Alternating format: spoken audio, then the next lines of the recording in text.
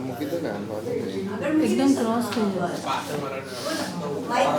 मजा विवेक भाई बस तो सारी और आ रहा ना इधर बस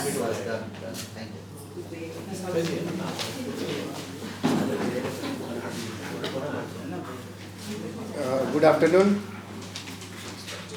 આજે એક જુદા જ કારણસર આ પ્રેસ કોન્ફરન્સ. તમારી પાસે પ્રેસ રિલીઝ તો છે જ, એટલે બહુ લાંબી વાત કરવાની નથી, પણ એક એવી વાત છે કે જે એક સંસ્થાને બચાવવાનો સવાલ છે, એટલે મારે આજે આ બોલાવવાનું ઉપસ્થિત થવાનું થયું છે. નશાબંધી મંડળ ગુજરાતમાં હું લગભગ 2021માં હું દાખલ થયો પ્રમુખ તરીકે, અને મેં મારો કાર્યભાર સંભાળ્યા પછી જે કંઈ પણ મેં નિર્ણયો લીધા અને જે કંઈ પણ વાતો થઈ અમારા બધા ટ્રસ્ટીઓ સાથે, એમાંથી એક આખું જમીનનું કૌભાંડ બહાર આવ્યું, 13 કરોડ રૂપિયાનું. એ જમીનનું કૌભાંડ વિશે આજે વાત નથી કરવી, પણ એ બધાને ગયા વખતે પણ મેં વાત કરેલી જ હતી. હવે આ બધા અમારા જે કર્મચારીઓ છે, જે અમારા હોસ્પિટલ જે નિયોજકો આપણે જેને કહીએ, જે લોકો ડિસ્ટ્રિક્ટ લેવલે નશા મુક્તિનું કામ કરે છે, એ ડિસ્ટ્રિક્ટ લેવલે નશા મુક્તિનું કામ કરનારા જે કર્મચારીઓ હતા, એમને કરસનદાસ સોનેરી, આપણા પૂર્વ મંત્રી, પછી અમારા જે કાર્યકારી પ્રમુખ એક અમારા મંત્રી લીલાબેન દેસાઈ હતા, પણ એમની તબિયત સારી નથી, એટલે મેં કાર્યકારી પ્રમુખ તરીકે મેં કીધું આપ થોડો વખત સંભાળો, એટલે એમણે એ ચાર્જ સંભાળ્યો. અને એક કેપી વાઘેલા છે, જેમણે એ આ બધું કાયદાના જાણકાર છે એવું એ કહે છે કે હું એડવોકેટ છું. એ ત્રણેય ભેગા થઈને હવે જે પણ કંઈ કર્યું એમાં એવું થયું કે એમણે સૌથી પહેલાં તો આ બધાને છૂટા કર્યા, એટલે મેં વિરોધ કર્યો. મેં કહ્યું જે લોકો આપણા માટે જ કામ કરે છે, જે લોકો આપણા કર્મચારીઓ છે, એ લોકોને તમે કેવી રીતે વિધાઉટ નોટિસ છૂટા કરેલા, એટલે એનો મારો વિરોધ હતો. પછી નાણાંના થોડા ગોટાળાના પ્રશ્નો હતા. હોસ્પિટલો અમારી જે ચાલે છે એ અત્યારે સરસ રીતે ચાલી રહી હતી, બધું જ બરાબર ચાલી રહ્યું હતું, પણ એમણે આવીને આ બધું કર્યું. જીતેન્દ્ર અમીન અને કેપી વાઘેલા, એ લોકોએ બધો ચાર્જ લઈ લીધો, આ લોકોને છૂટા કરી દીધા. અમે ચેરિટીમાં અપીલ કરી. મારી સાથે અચ્યુત ચીનુભાઈ બેરોનેટ છે, એ આજે આવ્યા નથી, એમના કુટુંબમાં એક અવસાન થયું છે, એટલે અમે લોકોએ ભેગા થઈને એક અરજી કરી મેં કે ચેરિટીમાં કે ભાઈ આ આવી રીતનું છે, અને આ ખોટી વસ્તુ છે. ચેરિટીનો એ જે ચુકાદો આવ્યો મેં આપની પાસે છે, એ જોઈ લેજો. એમાં ચેરિટીમાં એ ચુકાદામાં એ લોકોએ અમને પહેલી મિટિંગ કરી અને મને સભ્ય તરીકે પણ દૂર કર્યો, પ્રમુખ તરીકે પણ દૂર કર્યો, અને ટ્રસ્ટી તરીકે પણ દૂર કર્યો. હવે મને તો કર્યો, હું તો 21માં આવેલો હતો, પણ અચ્યુત ચિન્નુભાઈ તો લગભગ જ્યારથી આ ટ્રસ્ટની સ્થાપના થઈ, ફાઉન્ડર મેમ્બર ગણાય, one of the founder member, એમને પણ એમણે ટ્રસ્ટી તરીકે દૂર કર્યા, મેમ્બર તરીકે દૂર કર્યા, ખજાનચી તરીકે દૂર કર્યા. અને બેંકના ખાતાઓમાં આ કેપી વાઘેલા અને જીતેન્દ્ર અમીન આ બેની સહીથી જ વ્યવહાર થાય એવું એ લોકોએ એક ષડયંત્ર ગોઠવ્યું. અને એમાં કેટલેક અંશે એ લોકો સફળ પણ રહ્યા. ઘણા બધી જે ગ્રાન્ટો આવે છે, અમારી ગ્રાન્ટ ઉપર ચાલતી આ સંસ્થા છે, એટલે જે ગ્રાન્ટો આવે એ ગ્રાન્ટોને એ લોકોએ અમુક રીતે ઘણા બધા, મેં પછી એના પર બેંકોને કાગળ પણ લખીને એના પર મેં સ્ટે પણ મૂકી દીધો કે જ્યાં સુધી અમારી આ ઉકેલ ના આવે ત્યાં સુધી તમે આમાં ખાતા સ્થગિત રાખજો. એ બધી બેંકો એને ફોલો કર્યું. કે એક્સિસ બેંક છે, એમણે થોડા વ્યવહારો કર્યા, ખોટા વ્યવહારો કર્યા એ પણ, અને ખોટા નામના PFMS કર્યા. PFMS એવી સિસ્ટમ છે કે મારે પગાર કરવો હોય તો સંસ્થામાં મારા નામે એ પગાર થાય, એટલે સંસ્થાના નામે 4-5 જણાના પગાર થાય. હવે એમાં ઇન્ડિવિજ્યુઅલ તમે કોઈના નામે PFMS ના કરી શકો, અને કરી પણ શકો તો પગાર થઈ ગયા પછી એવા એવિડન્સ છે કે 5,000 રૂપિયાનો પગાર થયો આ વ્યક્તિનો, અને બીજે દિવસે એ વ્યક્તિના ખાતામાં પાછા 1,60,000 જમા થયા. એના કોઈ હિસાબો કશું જ છે નહીં. બીજી વસ્તુ, સૌથી વધુ જેને ક્રિમિનલ ઓફેન્સ ગણાય કે ટ્રસ્ટની કોઈ પણ ઠરાવ બુકો હોય કે એજન્ડા બુક હોય કે કોઈ પણ સાહિત્ય હોય એ બધું તમે કોઈ પણ દફતર ટ્રસ્ટનું એ બહાર ના લઈ જઈ શકો. આ બધું દફતર એ જીતેન્દ્ર અમીન અને કેપી વાઘેલા એમના ઘરે લઈ ગયા, જેથી કરીને મારે સંસ્થામાં આવવું હોય અથવા હું કંઈક મારે કંઈ નિર્ણય લેવો હોય કે મારે કંઈ પણ કરવું હોય તો મારી પાસે કોઈ પુરાવા આજની તારીખમાં પણ નથી. બીજું કે એ દફતર પણ લઈ ગયા, પ્લસ મેં કીધું કે અમારા 25 વર્ષ જૂના ચાર્ટર્ડ એકાઉન્ટન્ટ હતા પરેશભાઈ શાહ કરીને, એમની એ હોસ્પિટલનું ચાર્ટર્ડ એકાઉન્ટન્ટ આમનું બધું હોસ્પિટલોનો કાર્યભાર જે નાણાકીય જે હતું એ બધું એ સંભાળતા હતા. એમની પાસેથી કોઈ પણ જાતનો ઠરાવ કશું કર્યા વગર લઈ લીધું અને એ આણંદમાં કોઈ એમના ચાર્ટર્ડ એકાઉન્ટન્ટને આપી દીધું અને એમણે કહ્યું કે ભાઈ અમને તો અમે કઈ રીતે હિસાબ લખીએ એવા ચાર્ટર્ડ એકાઉન્ટન્ટ જોઈએ. એટલે આપણા ચાર્ટર્ડ એકાઉન્ટન્ટે સહી કરવાની ના પાડી દીધી કે આવામાં હું સહી નહીં કરું. વિવેકભાઈ કહેશે તો હું સહી કરીશ, તો કે વિવેકભાઈ તો હવે છે જ નહીં, અમે તો અમને કાઢી મૂક્યા છે. આ બધું થયા પછી આ એક ચુકાદો આવ્યો અને એ ચુકાદો પણ એમને માન્ય ના રાખ્યો અને ચેરિટીને ઉપરવટ જઈને એમણે એક મિટિંગ બોલાવી. એ મિટિંગ લગભગ 10 તારીખે ચુકાદો આવ્યો, એ બધાના હાથમાં મને લાગે છે 13-14 તારીખે આવ્યો હશે બધા ટ્રસ્ટીઓના હાથમાં. 17 તારીખે એમણે એક મિટિંગ બોલાવી. એ મિટિંગ પર અમે અપીલ કરી કે ભાઈ આવી મિટિંગ આવી રીતે મિટિંગ તો હું જ બોલાવી, કારણ કે ઓર્ડર પ્રમાણે પ્રમુખ પાછો એમણે મને પ્રસ્થાપિત કર્યો ચેરિટીએ, એટલે મારે જ મિટિંગ બોલાવવાની હતી. એ પહેલાં એમણે મિટિંગ બોલાવી લીધી અને એના પર બી અમે અપીલ કરી. એટલે અમારી ચેરિટીએ કીધું કે મિટિંગ તમે બોલાવો પણ પ્રમુખ જ બોલાવે અને પ્રમુખ પણ સંસ્થાના કેમ્પસમાં જ મિટિંગ બોલાવવાની, બીજે ક્યાંય તમે મિટિંગ બોલાવી ના શકો. એને બદલે એમણે મિટિંગ ગાંધીનગર આંબેડકર ભવનમાં બોલાવી અને એ આંબેડકર ભવનમાં બોલાવી અને એક અદ્ભુત ઠરાવ કર્યો, એવો કર્યો જેમાં ગિરીશ પરમાર કે જે ભાજપના અત્યારે મને તો ખબર પણ નથી, હું તો પોલિટિકલમાં માણસ નથી હું, એટલે ગિરીશ પરમાર નામની કોઈ વ્યક્તિને એમણે પ્રમુખ બનાવી દીધા, જે ના તો સભ્ય હતા અમારા, ના અમારા ટ્રસ્ટી હતા, ના કોઈ દિવસ એમણે નશાબંધી મંડળમાં પગ મૂકેલો, એમને પ્રમુખ બનાવી દીધા. એટલે મને એ મિટિંગમાં જે એમના માણસો ગયેલા એમાંથી જ કોઈએ કીધું કે આ લોકો ચાર્જ લેવા માટે આવવાના છે સોમવારે, ગયા સોમવારે. એટલે મેં બધા જેટલા પણ અમારા ડિપાર્ટમેન્ટ હતા, આમાં ડિપાર્ટમેન્ટ એટલે કોઈ અત્યારે તો સ્ટાફ આવતો નથી, એકાદ હોસ્પિટલમાં 2-3 જણા હોય છે, કોઈ પેશન્ટ છે નહીં, એક બીજો પ્રોજેક્ટ ચાલે છે એમાં 1-2 જણનો સ્ટાફ છે, એ લોકો આવે છે. ઓફિસ કર્મચારીઓ તો આવતા જ નથી કારણ કે એમનો પગાર થતો નથી. એટલે તો મેં એમ તાળા મરાવી દીધા અને મેં કીધું ભાઈ કોઈ અજાણી વ્યક્તિ આવીને આવી રીતે ચાર્જ કેવી રીતે લઈ શકે એમ, એટલા માટે એ હેતુથી જ તાળા માર્યા હતા. અને એ સોમવારે આવ્યા અને મને ખબર પડી આમાં અમારા એક નીચે નીરો વેચે છે ભાઈ, એમણે ફોન કર્યો કે ભાઈ આવ્યા છે અને બધા એવા અમુક લોકો પણ છે જેમાં, એટલે તમે પોલીસ પ્રોટેક્શન લઈને આવો તો સારું. એટલે મેં 100 નંબર પર ફોન કર્યો અને મેં પોલીસ પ્રોટેક્શન મંગાવ્યું અને હું અહીંથી ગયો નવજીવનથી. એ ઊભા હતા, એમના જોડે બીજા બધા એમના માણસો હતા, એ થોડી બોલાચાલી. મેં કીધું હું તો આપને ઓળખતો પણ નથી, તમારી પાસે કોઈ ઠરાવ છે કે તમે આ સંસ્થાના પ્રમુખ છો? તમારી પાસે કોઈ એવું કોઈ તમે સભ્ય છો કે તમે તમારી પાસે કોઈ એવો ઠરાવ હોય સભ્યનો ઠરાવ, તમે સભ્ય જ નથી તો કે ના મને સભ્ય બનાવ્યો છે. મેં કહું ઓકે ફાઇન, સભ્ય બનાવ્યા છો તો તમે વેલ એન્ડ ગુડ, પણ તમે ટ્રસ્ટી થયા એનો ઠરાવ છે? તમને ટ્રસ્ટનું બંધારણ ખબર છે? તો કે ના એ તો બધું હું જોઈ લઈશ કે બધું હું દાખલ થઈ શકીએ. મેં કીધું એવી રીતે ના ચાલે, હવે તમે હું નહીં ખોલું તાળું. એટલે એમણે કીધું મારે પોલીસ કેસ કરવો પડશે. તો મેં કીધું ચલો આપણે કારંજ જઈએ, કારંજ પોલીસ સ્ટેશન જઈએ. એટલે કે હું તો એક્સ મિનિસ્ટર છું, હું પોલીસ સ્ટેશન ના આવું. મેં કહું તમારે મારી પર કેસ કરવો હોય પોલીસ સ્ટેશન તો આવવું પડશે ને. હું જાઉં છું, તમને ઠીક લાગે તો આવજો. એટલે હું પોલીસ સ્ટેશન જાતે જ જતો રહ્યો ચાલીને. પછી પાછળ એ પણ આવ્યા અને ત્યાંથી પીઆઈએ કીધું કે ભાઈ આ તો ચેરિટીનો મામલો છે, આ પોલીસનો મામલો જ નથી, કોઈ કેસ બનતો જ નથી આમાં. એમણે કોઈ તાળા માર્યા છે, એમણે કોઈ તાળા તોડ્યા નથી અને એમણે તો એક તાળું ઓલરેડી તોડાવી દીધું હતું. એટલે પણ મેં કોઈ એવી કમ્પ્લેન કરી નથી, એવામાં હું માનતો પણ નથી જ્યાં સુધી સમાધાનની ફોર્મ્યુલાથી કામ થતું હોય ત્યાં સુધી. એટલે તાળા પણ પછી ફરી પાછું મેં તાળું મારી દીધું. ચેરિટીમાં પણ અમે અપીલ કરી છે પાછી કે ભાઈ આ રીતે કાયદાનો આ લોકો ગેરશિસ્ત કરીને અમલ કરે છે ખોટી રીતે. એટલે હવે અમે લોકોએ તો ઓલરેડી 1 તારીખે મિટિંગ બોલાવેલી જ છે, આવતી 1 જાન્યુઆરી પરમ દિવસ, તો 1 ફેબ્રુઆરી સોરી. એટલે એ અમે પહેલી એ મિટિંગ બોલાવેલી જ છે. એમાં આ જે ઠરાવ જે ચેરિટીનો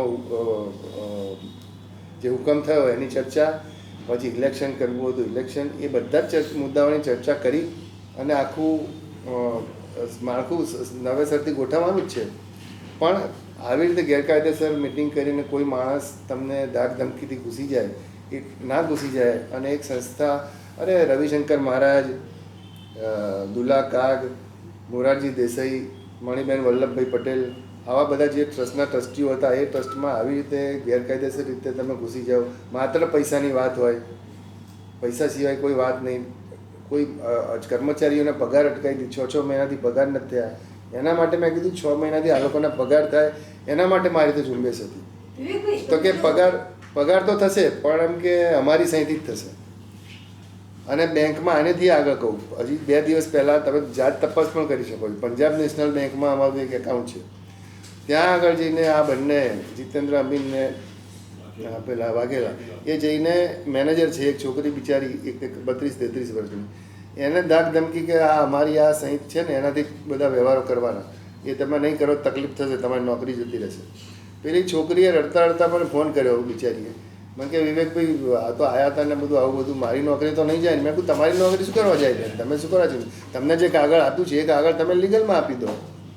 એટલે પછી એ થોડી શાંત થઈ. પણ આવું ધાક ધમકી બીજે પણ નહીં આપ્યું એની મને કોઈ ખાતરી નથી. મારો મુદ્દો આજે આ પ્રેસ કોન્ફરન્સનો એટલો જ છે કે જે કર્મચારીઓને અન્યાય થયો છે, જે લોકોને પાછા 14 જણાને કાઢી મૂક્યા છે, એ લોકોને પાછા લેવામાં આવે, જે હું લેવાનો છું. બીજું કે જે લોકોના પગાર અટક્યા છે, હોસ્પિટલો સ્ટાફ, એ બધાનો પગાર કરવામાં આવે. પણ જે કંઈ પણ થાય એ કાયદાની પ્રક્રિયા થકી થાય, કાયદાકીય રીતે થાય. અને કરસનદાસ સોનેરી સાહેબ, હું આપને કહું 21 વર્ષ મંત્રી રહ્યા, 21 years. અને તમને નવાઈ લાગશે કે 14 અમારા જે 14 કર્મચારીઓ છે, જે નશાબંધીના અમારા જિલ્લે જે 14 અમારા નિયોજકો છે, એ 14માંથી એકેને એ મળ્યા નથી આજ સુધી. એમની સહીથી એમનો પગાર થયો છે. પગારે કેટલો? 2500 રૂપિયા. પેલા લોકો કઈ થાકી ગયા, સાહેબ 2500 રૂપિયામાં અમે, હવે ડાંગ જિલ્લો છે, એ અમારે રાકેશ પવાર કરીને કામ કરે છે, મને કેટલી વાર ફોન કરે, સાહેબ 2500 રૂપિયામાં હું પ્રોગ્રામ કરું, હું મારું પેટ્રોલનો ખર્ચો શું, મારું કેવી રીતે હું ચલાવું? તેમ છતાંય બિચારા કામ કરતા હતા, એમને એ લોકોએ કાઢી મૂક્યા. હવે આવા બધા જો કરીને એમ નજર માત્ર ને માત્ર પૈસા ઉપર જ નાણાકીય નજર હોય કે ભાઈ પૈસા છે, આપણે આ રાજ કરવું છે, આવી રીતે જો ધાક ધમકીથી ઘૂસી જવાની અથવા તો વહીવટ કરવાની પદ્ધતિ છે, એ પદ્ધતિ સામે મારો વાંધો છે. ને એ પદ્ધતિ જે રીતે એમણે આ આખી આ ગેરકાયદેસર મિટિંગ કરી, એ ગેરકાયદેસર મિટિંગમાં જે એમણે આ પ્રમુખ પદે આપ્યું, અને એ બધાનો વિરોધ, અને એ મને તો એવું થાય છે કે ભાજપના સિનિયર નેતાઓને પણ મારી વિનંતી છે કે જો આ એમના થકી આ વાત પહોંચે તો ગિરીશભાઈ પરમારને આ એમને ટોકે કે ભાઈ આવી રીતે કોઈ આ સિસ્ટમ ક્યારેય. મેં તો એમને એમ પણ પૂછ્યું, તમે સાહેબ મિનિસ્ટર હતા, તમે ચૂંટણી લડ્યા હતા કે વગર મિનિસ્ટર થયા હતા? એના ચૂંટણી તો હું લડ્યો હતો. મેં કહું તો પછી એના માટે પણ કંઈ પ્રોસેસ તો હોય ને. તો કે ના, ટ્રસ્ટમાં એવું નથી હોતું. હવે જે માણસ બેઝિક જ સમજવા તૈયાર ના હોય એને હું જોડે હું બી શું દલીલ કરું? મેં કહું ઓકે સાહેબ, તમે કહો છો તમારી રીતે તમે કરો, મારે જે કરવું છે હું કરીશ. એટલે મને એવું થયું કે હું મીડિયા થકી અથવા હું પોલીસ કમ્પ્લેન્ટ પણ કરવાનો છું, જે ઠરાવ બુકોને બધું લઈ ગયા. આખી ઓફિસમાં કશું અત્યારે છે જ નહીં. ઓફિસને મેં તાળા માર્યા છે ખાલી એટલા માટે કે આ બિલ્ડિંગ પણ પાછું નીરા ઉત્કર્ષ કેન્દ્રનું છે. આ બિલ્ડિંગ આમનું નથી, કોર્પોરેશને નીરા ઉત્કર્ષ કેન્દ્રને આપ્યું છે. આ નીરા ઉત્કર્ષ કેન્દ્રમાં પણ હું ટ્રસ્ટી છું. નીરા ઉત્કર્ષ કેન્દ્રએ નશાબંધીને આ બિલ્ડિંગમાં ચલાવવા માટે ટોકન એક રેટ ભાડે આપેલું છે. એટલે ઓફિસ બંધ કરવી, તાળા મારવા એ મારા કોઈ સ્વભાવમાં નથી. પ્લસ એ લોકોને હેરાન કરવા એવો કોઈ સ્વભાવ નથી. પણ એક સારી સંસ્થા, જે મેં નામ લીધા, આવા લોકો આ સંસ્થામાં હતા, એ સંસ્થાનો વહીવટ સારી રીતે ચાલે એના માટે મારી આપને લોકો સુધી આ વાત પહોંચાડવાની વિનંતી છે. હવે જેને સવાલ કરવો કરી શકીએ. મેં ચુકાદો તમને મોકલ્યા. ચુકાદામાં એવું છે કે હાજી, એ લોકોએ ચુકાદામાં એવું છે કે જે એ લોકોએ મિટિંગ કરીને અમને હટાયા હતા, એ મિટિંગ કરીને જે મને ટ્રસ્ટી તરીકે હટાયા અને નાણાકીય વ્યવહાર જે હું મારી સહીથી ના થાય એ બધું જે કર્યું, એનો કોર્ટે એમ કહ્યું, બ્રીફમાં આપને કહું છું, કે એક તો જે તમે આ ઠરાવ કર્યો છે એ ઠરાવને સ્થગિત રદ બાતલ ગણવામાં આવે છે અને જે જૂના પ્રમુખ છે એ પ્રમુખ તરીકે એ ચાલુ રહેશે. અને બીજો ઠરાવ કે જે જૂના એકાઉન્ટ પે પદ્ધતિથી જે ચાલતું હતું, જે સંયોગથી ચાલતા હતા મારા અચ્યુતબેન અને લીલાબેનના, એ સંયોગથી જ આ પગાર થશે. આટલો એક ચુકાદો છે જે અમારા માટે પૂરતો છે. બીજું આમાં કંઈ ઇસ્યુ હતો? પ્રશ્ન એક જ છે જી, કે તમને ભારત સરકાર અને રાજ્ય સરકાર તરફથી કેટલી ગ્રાન્ટ મળે છે? આમાં છે ને કે જે બીજી ગ્રાન્ટ મળે છે ને એ અમારી 5 હોસ્પિટલો છે. એક અમદાવાદ, સુરત, વિરનગર, નડિયાદ પાસે, નડિયાદમાં છે એક સેન્ટર અમારું મૌધાનું, અને 5મું અમદાવાદ. એટલે આ 5 સેન્ટર, પાલનપુર, સોરી, 5 સેન્ટરોમાંની ગ્રાન્ટ હોય છે. એ ગ્રાન્ટ બેઝ એ એના કાર્યક્રમો ચાલે છે. ગ્રાન્ટ બેઝ જ એ છે. એટલે લગભગ 20-25 લાખની ગ્રાન્ટ આવે દર વર્ષે જુદા જુદા ફેઝમાં. અને એ ગ્રાન્ટ આવે એમાંથી એ લોકો જે બધી નશા મુક્તિની જે પ્રવૃત્તિ કરે, ધારો કે અમારા નિયોજકો જાય કોઈ ગામમાં અને એમને એવું લાગે કે આ પેશન્ટ છે એ અમારાથી કાઉન્સેલિંગથી સાજો નહીં થાય, તો એને રેકમેન્ડ કરે કે તમે નજીકમાં પાલનપુરની હોસ્પિટલ છે એમાં તમે દાખલ થઈ જાઓ.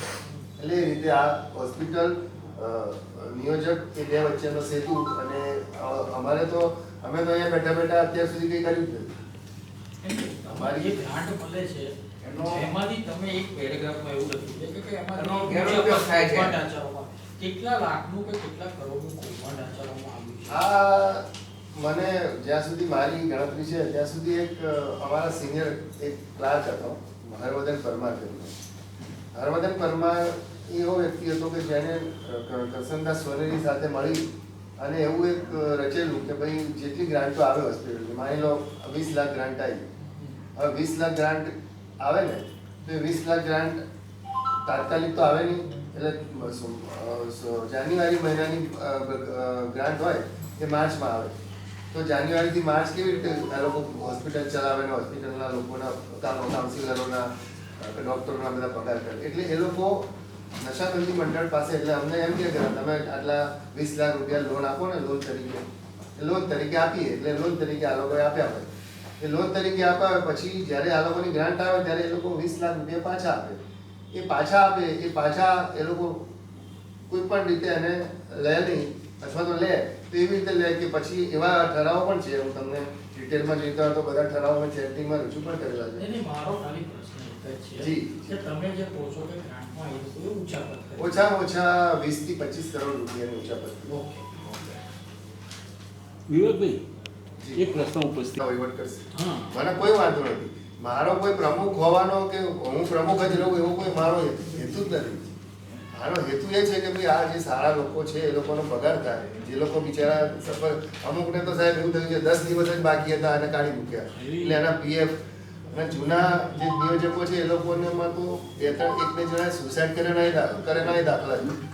આ જ કારણસર. આ ગિરીશભાઈ પરમાર એન્ડ કંપનીનો શું હેતુ હશે? What must be their objective?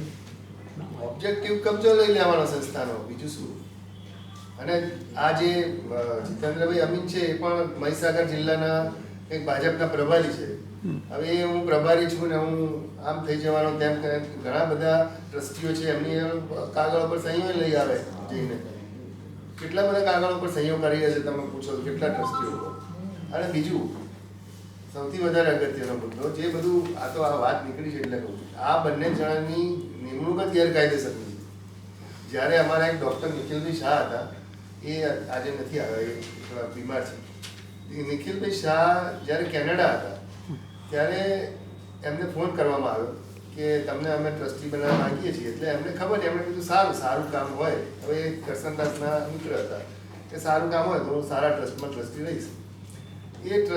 એ સહી એમની એ જ વખતે કરસનભાઈ સોનેરી અથવા તો એમણે કોઈ પાસે કરાવી હોય, જે કર્યું હોય એ સહી ખોટી 2 સહીઓ ફેક થઈ. એટલે એ આખી મિટિંગ જ ગેરકાયદેસર ગણાય. એટલે એ મિટિંગમાં આ બંનેની પણ નિમણૂક થયેલી છે.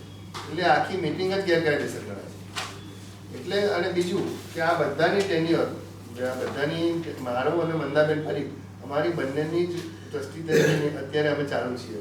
બાકી પીટીઆર ઉપર આ લોકો ટ્રસ્ટી પણ નથી અત્યારે. એ લોકોની મુદત 12/2/2024 રોજ પૂરી થઈ ગઈ.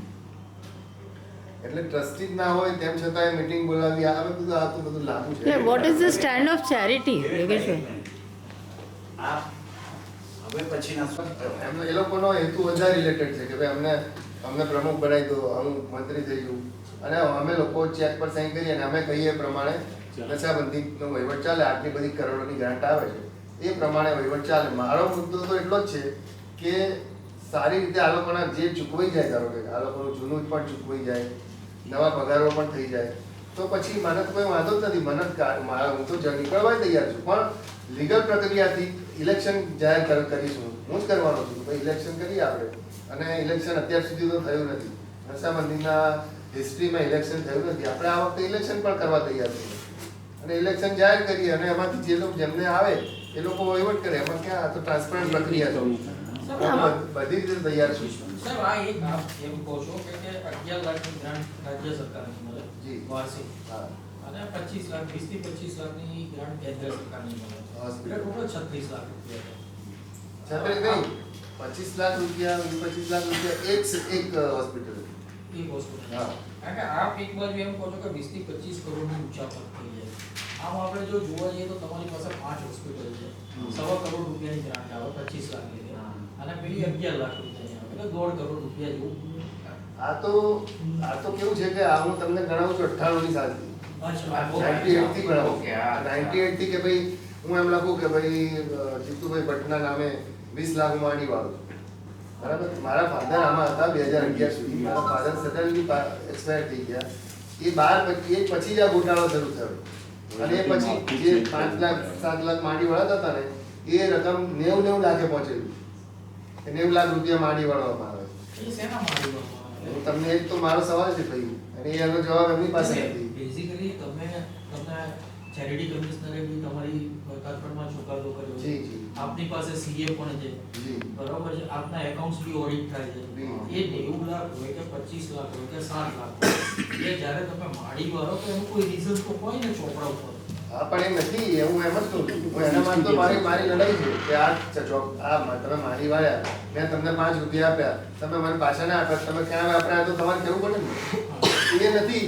એ બધા કોઈ રેકોર્ડ જ નથી ઓફિસમાં. નશાબંધીની ઓફિસમાં 1998 થી લઈને અત્યાર સુધીના તમે ચેક કરો, તિજોરીઓ ચેક કરો, બધું ચેક કરો. આ તો 21માં આવીને મેં પૂછ્યું કે ભાઈ આ બધું જમીનના કાગળિયા ક્યાં છે, આ ક્યાં છે, એ બધું માંડ મારા હાથમાં મેં લીધું. જમીનના કાગળિયા જ મળ્યા, બીજું કે મારી પાસે છે જ નહીં.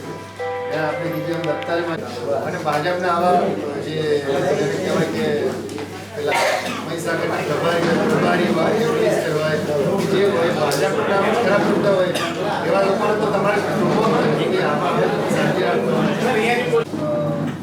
નશાબંધી મંડળ ગુજરાતનો પ્રમુખ છું, અને ગેરકાયદેસર રીતે મને ટ્રસ્ટી તરીકે અને પ્રમુખ તરીકે હટાવી દેવામાં આવ્યા હતા જૂન મહિનામાં. એ પછી હું ચેરિટી કમિશનરમાં ગયો, અને ચેરિટી કમિશનરે એવો ચુકાદો આપ્યો છે 7મી તારીખે 7/1/2024માં કે 25માં સોરી, કે જે કંઈ પણ પ્રમુખ તરીકે તમે એમને જે હટાવ્યા છે અને બીજા લોકોને પણ હટાવ્યા છે, એ પ્રમુખ તરીકે ચાલુ રહે, એમનો હોદ્દો ચાલુ રહે. નંબર 1.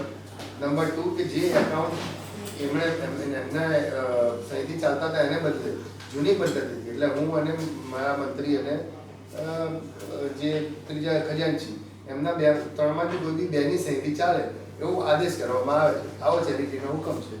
એને સામે એ લોકોએ મિટિંગ બોલાવી ગેરકાયદેસર. એક તો એના પર પણ અમે સ્ટે લાવ્યા.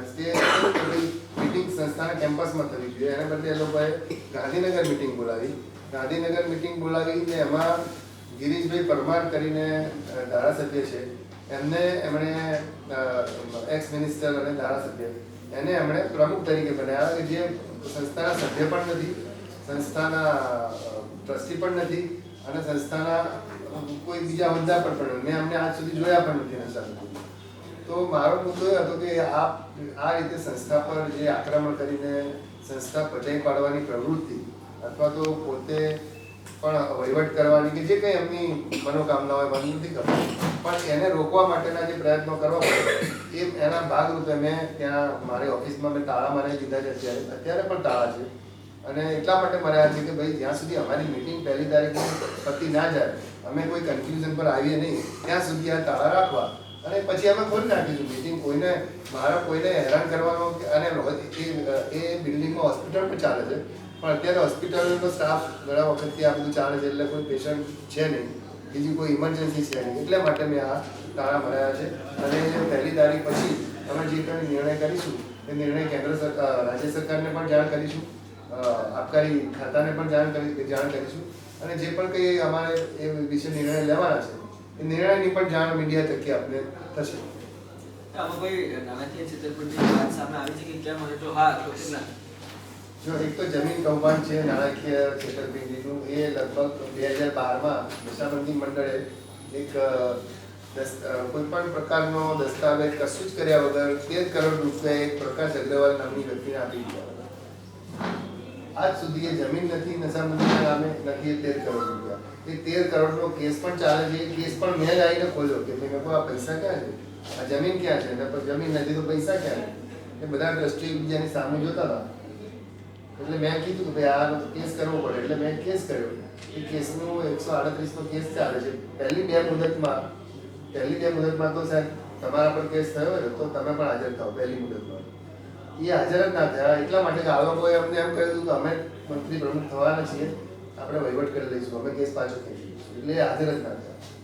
ત્રીજી મુદતમાં આ ચુકાદો આવ્યા પછી હાજર થયા, અને કોર્ટે 138માં ત્યાં કોર્ટે વોરંટ કાઢ્યું, એમની વાઈફનું પણ નામ હતું, એમના નામનું સમન્સ કાઢ્યું, એ પછી હાજર થયા. 2 મુદત થઈ, હવે 23મી માર્ચે એનું જજે કહ્યું છે કે ભાઈ તમે અમુક પૈસા, અમુક ટકા જે તમારે ભરવાના છે ભરવા પડશે, કારણ કે વચ્ચે લોક અદાલતનો સમય છે, એટલે એમને આટલો સમય કોર્ટ ચાલશે નહીં. 23મી માર્ચે તમે નક્કી કરીને આવજો કે તમે કેટલા પૈસા નશાબંધીના જે લીધા છે 13 કરોડ એમાંથી ક્યારે ભરશો, કેવી રીતે ભરશો, અને કેટલા ટકા કેટલા હપ્તામાં તમે ભરશો. એટલે આ એક 13 કરોડનો કૌભાંડ તો છે જ. પ્લસ મેં કીધું એમ આ હોસ્પિટલોમાંથી જે આટલા વર્ષોથી જે ગ્રાન્ટો આવતી હતી, એ ગ્રાન્ટોમાં એવું હોય કે ભાઈ આજે જાન્યુઆરીમાં ગ્રાન્ટ માંગી હોય તો જાન્યુઆરીની ગ્રાન્ટ માર્ચ મહિનામાં આવે કે એપ્રિલ મહિનામાં આવે કે મે મહિનામાં આવે. ત્યાં સુધી કર્મચારીઓના, હોસ્પિટલના કર્મચારીઓના પગાર કેવી રીતે કરવા? તો એના માટે થઈને એ લોકો એમ કે ભાઈ પાલનપુરના હોસ્પિટલનો ડાયરેક્ટર એમ કે સાહેબ 50 લાખની જરૂર છે, ગ્રાન્ટ આવે એટલે અમે પાછા આપી દઈશું. હવે એ 50 લાખની ગ્રાન્ટ આવતી જ હોય, પણ એ ગ્રાન્ટ ક્યાં ગઈ, એ ગ્રાન્ટ કોણ લઈ ગયું, એ ગ્રાન્ટ કેવી રીતે જમા થઈ, ક્યાં જમા થઈ, એના વાઉચરો ક્યાં છે, એના જે પગારો કર્યા, એ પગારો તો કર્યા હોય ને, એની સેલરીની સ્લીપો ક્યાં છે, એ કશી જ અત્યાર સુધીની એ ડેટા નશાબંધી મંડળમાં ક્યાંય છે નહીં. એ એક હરવર્ધન પરમાર કરીને છે, એને અને સુરક્ષા સોની બે ભેગા થઈને આ બધું કાવતરું કર્યું, એને હેન્ડઓવર કર્યું હમણાં આ જીતેન્દ્ર અમીન અને કેપી વાઘેલા. આપના ધ્યાને ક્યારે આવ્યું કે આવા કોઈ ડેટા કે આવો કોઈ ગ્રાન્ટનો કોઈ હિસાબ નથી? હું 2021 સપ્ટેમ્બરમાં મેં ચાર્જ લીધો ત્યારે. સાહેબ 21 થી લઈને 24 સુધીનો સમયગાળો કેમ લાગ્યો આપને આવા ખુલ્લામાં કહેવા? ભાઈ એવું છે કે આટલું મોટું જે મારે જે તપાસ કરવાની હોય એમાં તરત જ મેં તો આ જે જમીન કૌભાંડની તરત તપાસ કરી નાખી. એમાં પણ એ લોકો વચ્ચે પડ્યા, એમાં પણ બહુ લાંબુ ચાલ્યું, એમાં પણ છેવટે ક્રાઇમમાં જવું પડ્યું. ક્રાઇમે એસઆઈટી બેસાડી. અત્યારે વિનય વ્યાસા અને શુક્લ એ બેની એસઆઈટી બેઠેલી છે, કારણ કે એ જમીન વિવાદિત જમીન છે, ગાંધી આશ્રમની પેરીફરીમાં આવે છે, એટલે કોઈ પણ હિસાબે નશાબંધીને મળવાની નથી. એટલે મેં કીધું કે આ જમીન તો જવાની છે, તમે અમને પૈસા જ આપી દો પાછા, તમારી જમીન નથી જોઈતી. એટલે આ બધી પ્રોસેસ કરવામાં, પ્લસ આજે હું તમને એમ તો ના કહી શકું, હું નવો આવ્યો હું તો ભાઈ તમે કરશનભાઈ તમે આટલા પૈસા ક્યાં ગયા, શું મારે વાઉચરો જોવા પડે, મારે બધી ઠરાવ બુકો જોવી પડે, એજન્ડા જોવા પડે, આ બધું હું જોઉં ધીમે ધીમે કરીને તો મને વાર તો લાગે. એટલે વચ્ચે પણ એ સમય પાછો કોરોનાનો થોડો પતી ગયો હતો, પણ ધીરે ધીરે અસરતો સમય હતો. હવે આગામી શું પગલાં? આગામી બસ પગલાં તો મારે લેવાના નથી. બે પાર્ટીઓ જે અમે છીએ તે લોકો આ જતું કરે, અને અમારો જે હું અચ્યુતભાઈ ચીનુભાઈ બેરોનેટને અમારી જોડે જે મારી સાથે જે માણસો છે એમને સપોર્ટ કરે, અથવા તો એમને સપોર્ટ ના કરવો હોય તો એ લોકો જે કરવું હોય ચેરિટીમાં કરે. આમાં ચેરિટીનો જ મુદ્દો છે, અને ચેરિટીની મર્યાદા એ છે કે જે હું એમને પણ મળ્યો, ચેરિટી કમિશનરે પણ કીધું કે એમણે ચેરિટીની મર્યાદા, ચેરિટીનો જે છે એ મર્યાદા છે કે એમનું કામ છે હુકમ, એમનું કામ હુકમ કરવાનું, ઇમ્પ્લિમેન્ટ તો અમારે કરવાનું નથી. આજે પોલીસ જેવું નથી ભાઈ આ ગુનેગાર એટલે આને જેલમાં નાખી દો. પેલા તો હુકમ કર્યો ભાઈ હવે વિવેકભાઈ પ્રમુખ રહેશે, અને હવે પ્રમુખ રહેશે, હવે હું એવું તમે સ્વીકારવા તૈયાર ના હો, તમે ફરીથી ગેરકાયદેસર પાછી પ્રવૃત્તિ ચાલુ કરો, એ તો અમારે જ એનું સોલ્યુશન લાવવું પડે.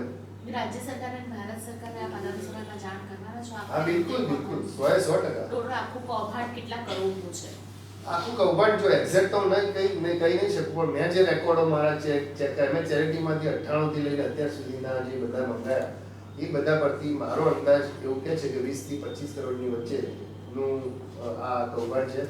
એમાં ઘણીવાર તો હવે જે હરવદન પરમાર છે મેં કહ્યું આપને એમને મેં બોલાયા હતા ખાલી બોલવા પર મેં કહ્યું તમે કેટલા પૈસા લીધા છે જમીન થયું? મેં તો કંઈ લીધું જ નહીં. મારી પાસે રેકોર્ડેડ છે. એમણે કહ્યું મેં 40 થી 50 લાખ રૂપિયા લીધા. મેં એમ કીધું ભાઈ તું આમાંથી બચી જાય તો હું તમને બચાવી દઈશ, પણ તમે સાચું બોલી જાય. એટલે આવું તો મને કે જેમણે વધારે લીધા છે એમને કોને જાય? એટલે આ તો કેવું છે કે આમાં હું કઈ સાબિત નહીં કરી હું આટલા કરોડનું કૌભાંડ કર્યું, પણ એના માટે મારે સમય જોઈએ ને. મારે કે કોઈ પણ વ્યક્તિને અત્યારે સાબિત થયું છે. અત્યારે ચેરિટી કમિશનરે તમને પ્રમુખ જાહેર કર્યા છે.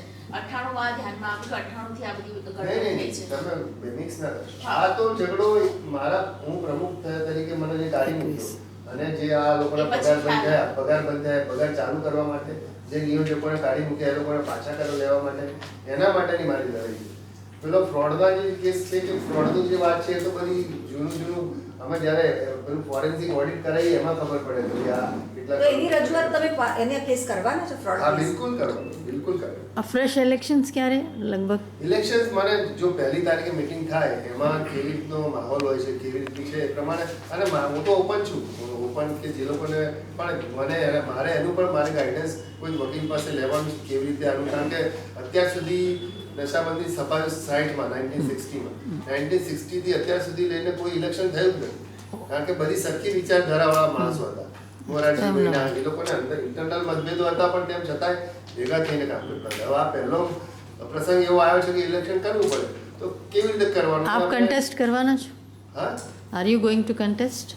Yes definitely yes, why not. એટલે સારું કરવા માટે આ લોકોને કાલે ઉઠીને પાછા લેતા હોય એમને જે ચૂકવવાની રકમ ચૂકવી દેતા હોય તો હું જાહેરમાં કહું છું મીડિયા સમક્ષ કે હું કાલ નીકળી છું. મને કોઈ પ્રમુખ હોય હું તો મારી આ સંસ્થા માતૃ સંસ્થા જે આટલી સરસ હું છોડીને ક્યાં બધા બબાદમાં પડું?